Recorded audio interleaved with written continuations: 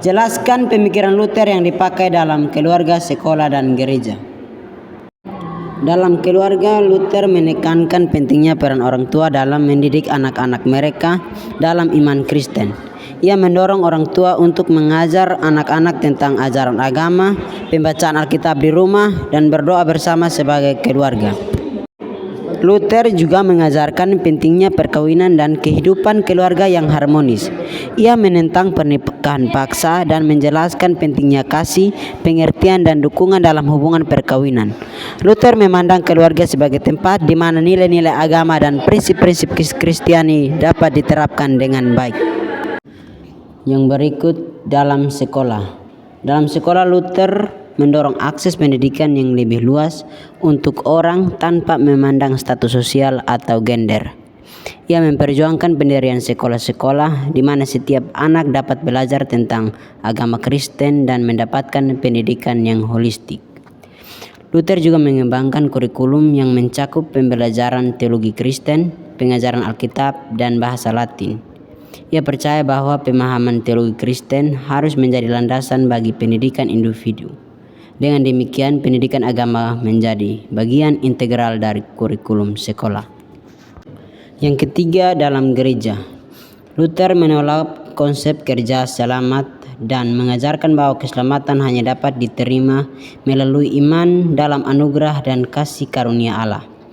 Pandangan ini mempengaruhi ajaran dan praktik gereja untuk memfokuskan perhatian pada hubungan pribadi dengan Allah dan anugerahnya. Luther juga mendorong terjemahan Alkitab ke dalam bahasa yang dapat dipahami oleh umat awam.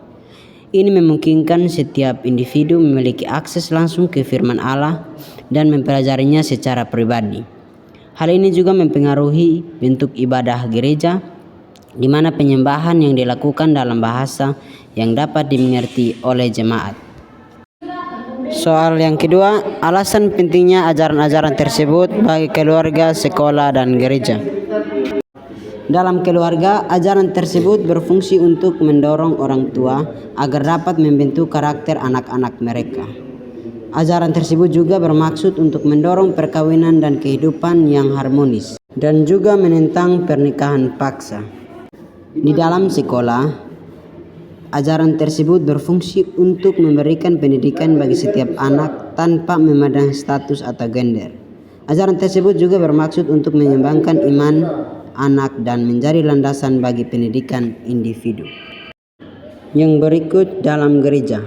Dalam gereja, ajaran tersebut bermaksud untuk menyadarkan jemaat bahwa keselamatan dapat diterima berdasarkan iman. Ajaran ini juga mendorong terjemahan Alkitab ke dalam bahasa yang dapat diterima oleh jemaat atau bahasa yang lebih mudah dimengerti. Soal yang ketiga, metode-metode apa saja yang dipakai dalam pelaksanaan pendidikan agama Kristen di keluarga, sekolah, dan gereja. Metode yang pertama yaitu ceramah atau pengajaran langsung.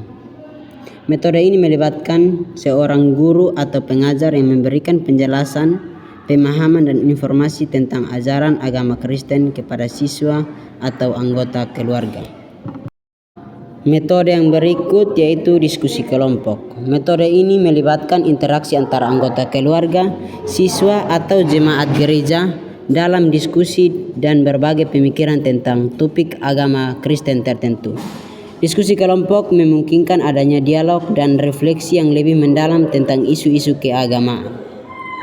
Metode yang berikut yaitu studi Alkitab. Metode ini melibatkan pembacaan dan studi mendalam tentang teks-teks Alkitab, baik secara individu maupun kelompok.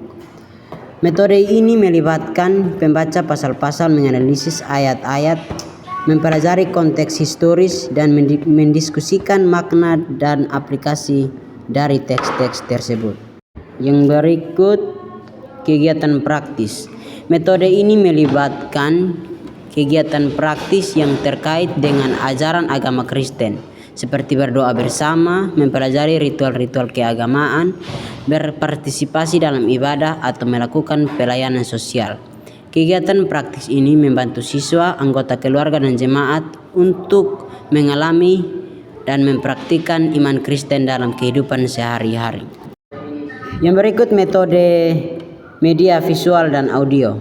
Metode ini menggunakan media seperti video, audio, presentasi multimedia atau gambar untuk menyampaikan pesan agama Kristen dengan cara yang visual atau audio visual. Hal ini dapat digunakan untuk melengkapi materi pengajaran, mengilustrasikan cerita Alkitab, atau menyampaikan konsep-konsep agama dengan cara menarik dan mudah diingat. 4. Kesimpulan dan hasil pemikiran Martin Luther bagi pendidikan agama Kristen. Kesimpulannya, pemikiran Martin Luther dalam pendidikan agama Kristen betul-betul menekankan pentingnya pendidikan agama di keluarga, sekolah, dan gereja, akses langsung kepada kitab suci, keselamatan hanya oleh iman, penerapan ajaran agama dalam kehidupan sehari-hari, dan literasi teologi Kristen. Pemikiran-pemikiran ini relevan dalam konteks pendidikan agama Kristen saat ini dan memberikan pijakan bagi pembentukan iman yang kokoh dan kehidupan spiritual yang berarti.